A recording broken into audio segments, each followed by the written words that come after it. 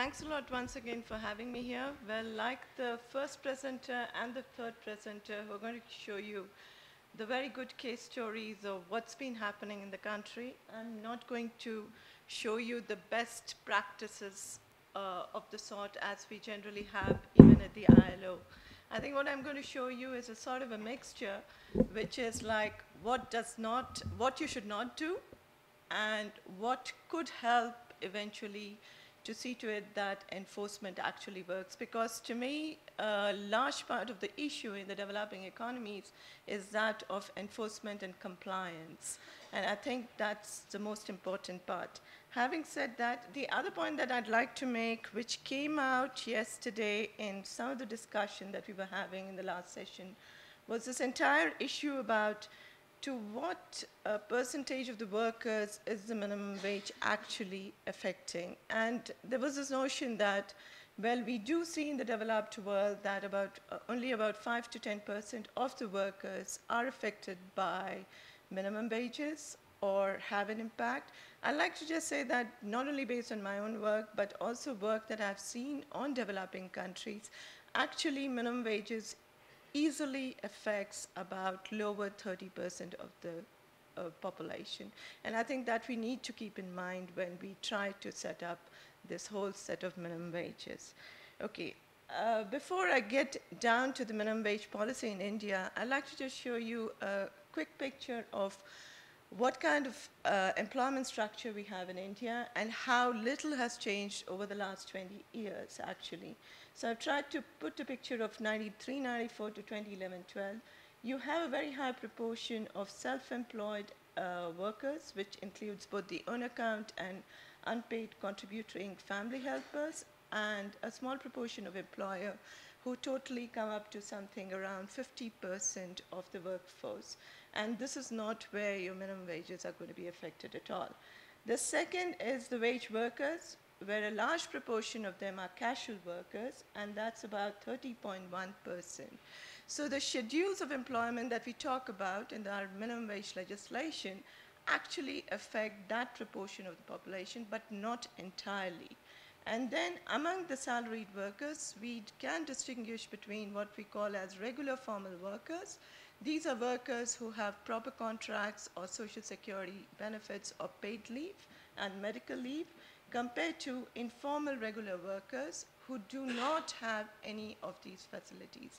So that's a distinction that can be made, and some of the regular informal workers are also part of our scheduled employment. So roughly we are talking about 38 to 39% of the workers being affected by minimum wages.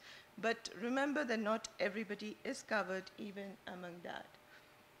Now I get down to the structure and the complexity of minimum wages in India. That is, India was one of the first or early countries among the developing economies which actually had its Minimum Wage Act in place. That was way back in 48, soon after we got independence. And what it did was there was a bit of collective bargaining that was there as far as private companies were concerned. But then it thought that there were a lot of these informal casual workers that were there where collective bargaining was not there, so they decided to have what is called as a schedule of employment for both formal and informal wage workers. So the criteria was that if you wanted to be part of this schedule of employment, you should have at least 1,000 workers engaged in that activity in that particular area. Only then you could try to have a schedule. So in the original act already they listed about 13 schedules which were actually not covered by the collective bargaining. Now, as of 2015, what's been happening over the last 60 odd years, 60 plus years, is that we've been adding schedules of employment depending upon the workers in each of these areas. And today, we have about 1,679 job categories by the state government and about 48 different categories by the central government. But remember that not all of these categories actually cover all of your casual workers. So still there are a whole lot of workers who are not covered by these schedules. Now, one of the challenges that you have when you have so many categories or occupations of minimum wages is that the awareness levels are pretty low. Now, there was a study which was done by the Government of India in Karnataka for the stone breaking industry, and it was very interesting to see that only 30% of the employers were aware of minimum wages, and 27% were aware of the industry-specific minimum wages. You can't see the worker figures, but the worker figures were about 8%. Now, this actually throws open a larger question saying you could always have minimum wages. But you know, if there's no awareness about the minimum wages, it's not going to reach anywhere because both the employers and the workers who are not aware of it, they're going to just give you the market wage, which is probably far lower than the minimum wage given the excess supply or labor that exists in India. So that's one of the major issues that actually we are facing. Now, with regard to the national minimum wage, this has been an issue in the country. This has been debated not just in the last 2 years or 3 years, but this has been debated right since the late 1970s because there was a realization that the sectoral or the occupational minimum wages that were being set were not first set in a very tripartite basis. They were not really implemented. There were the whole compliance issues. So there was a Bhuthalingam committee which was set up in 78 which proposed the idea of having a national minimum wage. Well, it did not go down. There were lots of discussions, but the Government of India decided that we cannot go down that road. Let's stick to the sectoral or the occupational minimum wages. Then there was a National Commission for Rural Labor that was set up in 1991, which again got into this whole debate about how there should be a national minimum subsistence wage, because the wage levels had gone down so low in many of the sectors that there was a very clear need to look into this matter. But nothing much happened for 5 years, but then they came up with the national floor level minimum wage in 96, which was non-binding. And the way they approached the setting of the national floor minimum wage was not according to the ILO directive of trying to take into consideration both the basic and the productivity criteria, but it was just to take into consideration the basic criteria, and what they went about doing was doing the calculation based on the poverty line. So this was basically the national minimum subsistence wage at the poverty level. And there was also a lot of echo among researchers that we need to move away from the sectoral to a national minimum wage, but actually this issue was not really taken up, and the revision of the national minimum wages was not done on an yearly basis, but it was quite a bit erratic. There was a tripartite central advisory board which was set up in 2007 to amend the Minimum Wages Act and make it more effective and relevant. And this actually came out of 3 years of work of the National Commission of Enterprises in the Unorganized Sector, which went about actually setting it up. But well, the entire issue was actually shelved in the Finance Ministry. So it was very clearly decided that this is not an issue we can take it up with the last government. And with the present government, we are back again on to the labor market, labor law reforms in the country, where all labor laws are going to be reformed. Wage policy is one of them that is being revised, where minimum wages is part of it. Again, there the issue has become that do we really need to go about covering all the workers, but should we just stick to the schedules of employment? So this debate is actually on in the country as of now. Now, despite this non-coverage, what you actually see is that not having a national minimum wage, with the schedules of employment, you have in 2009-10 about 70.17% of the workers covered. If you look at it, rural, urban areas, rural has more, well, more females are covered, and across the sectors you have more of agricultural workers covered and more of informal workers still covered. Now, if you get down to the kind of mechanisms that are used for fixing minimum wages in the country, you have two methods, the committee method and the notification method. The committee method is where you have committees that are, or subcommittees that are set up by the government body, and they actually hold inquiries and make recommendations with regard to what the revision and the fixation should be. But actually, it's really arbitrary. There's absolutely no criteria that have been taken up. I've been having interviews with a whole lot of people over the last 6 months, And I have been told that, well, sometimes you go for a minimum wage fixing of a particular sector, but you do not have actually the parties belonging to that sector, but they come from other sectors to actually determine what the minimum wages are to be. But none of the norms and procedures are actually taken into consideration. There's some sort of a variation across the different states. You do find in Kerala and West Bengal, which are a bit more left states, where there are these tripartite wage boards that are functioning, but again there the issue has been that the different parties are meeting, but it's not very clear the basis on which the decision is taken. Often what I've heard is it's almost become quite dysfunctional. So even there was a central advisory board that was actually set up in 2007 to again get into the whole revision of the national floor minimum wage, which was revised from 1996 to 2006 from 33 rupees to 66 rupees. Now one can talk about doubling, but a lot of things have happened in between.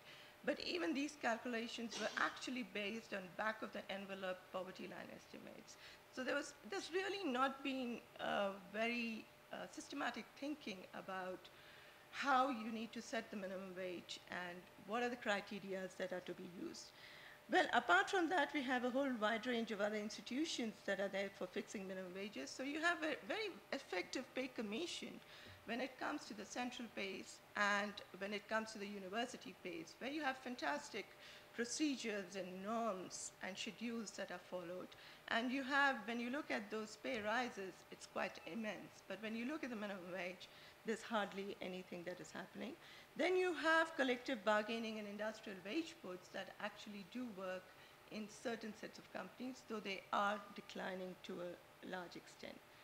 And what we also see that the state level minimum wages have been over time only adjusted for inflation, and it is not clear whether other factors are taken into consideration or not.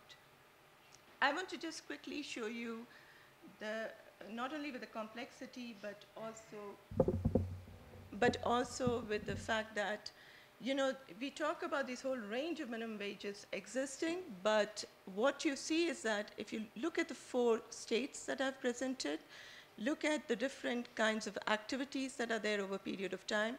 You have Bihar, where there is a different minimum wage for agriculture, but for all other sectors, it's almost the same.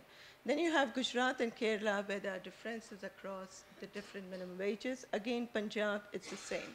So, you know, it's not very systematically done as to why in one particular state you have different minimum wages for different kinds of activities and why you have similar for the same kinds of activities. So this just goes about to show that there's not real thinking or a mechanism that is being put in place with regard to fixation of minimum wages. Now, the other thing I tried doing was to try to look at comparing the minimum wages with the actual wages that are there. And what I found was that if you look at the state level averages of minimum wages, the minimum to maximum, because this is actually based on the kind of activity they're doing, so it could, for the year 2011, it could range from 129 rupees per day to a maximum of 221 rupees per day. Now, if you look at the way the mean wages are in this country, you find that the regular urban wages are far off your, you know, whatever the minimum wage is being set up. So there's absolutely no relationship between the way the minimum wage is set and what's been happening in the market.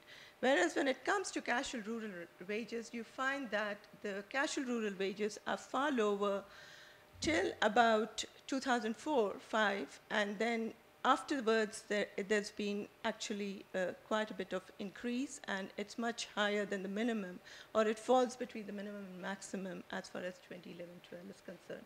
And there's a reason behind why that actually happens. Now, if you look at the compliance levels, despite this low wages of low minimums that we are having, you find that the compliance is far from actually full, whether you look at rural, urban, or whether you look at male, females. What has changed the compliance over the period of time, and what has changed the reason why the average wages in rural areas have increased over the last quarter is actually got to do with the National Rural Employment Guarantee Act, which I'd sort of say that this is probably the positive story that we have when other things are not functioning in the economy. As part of the last government, actually, what they tried to do, because it was a coalition government, they had to implement a common minimum program, and part of the common minimum program was implementation of the National Rural Employment Guarantee Scheme, which basically went about putting in place the right to work, equal remuneration at minimum wages for both males and females, social audits, and right to information.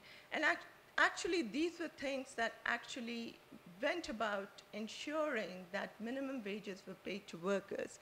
Now, as a result of it, what happened was there was new possibilities to unionize workers and collective bargaining around the issue of implementation, ensuring minimum wages, and employment guarantee. And having a single minimum wage under the NREGA also went about improving the awareness among workers and also to a space to fight for their rights. And it also empowered workers then to collectively bargain for better wages for other jobs.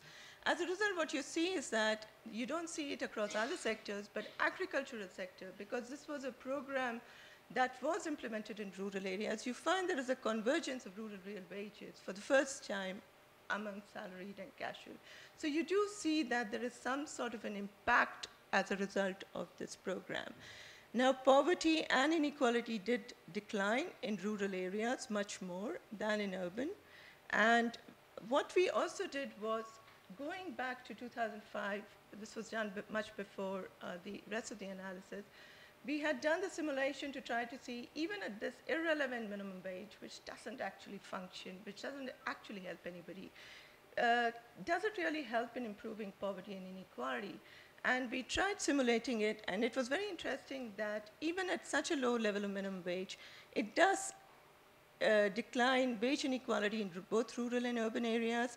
And what it does across sectors is much more in the agricultural sector, because that's where you have a huge, large non-compliance.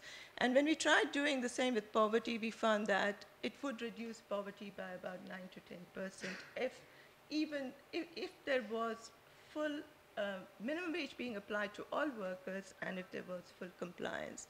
So actually the challenges that we have in India at the moment is whether we should go for a national minimum wage or not. If that's the road that we want to choose, then what's the level that should be there? The issue of fixation and the level comes in.